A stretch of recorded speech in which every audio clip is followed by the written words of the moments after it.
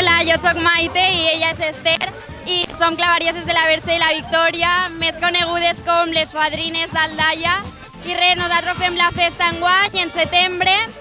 i avui hem fet Carnestoltes en col·laboració amb l'Ajuntament d'Aldaia i res, esperem que vingueu i que gaudim tots de la festa.